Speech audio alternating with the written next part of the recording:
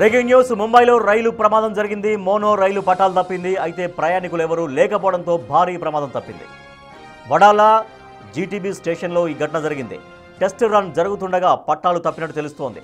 అయితే ఇక్కడ లక్కీగా ట్రైన్ కింద పడలేదు. మోనో రైలు సింగిల్ ట్రాక్ పై వెళ్తోంది. ఒకవేళ కింద పడి ఉంటే మాత్రం అంతా గందరగోళంగా ఉండేవి పరిస్థితులు.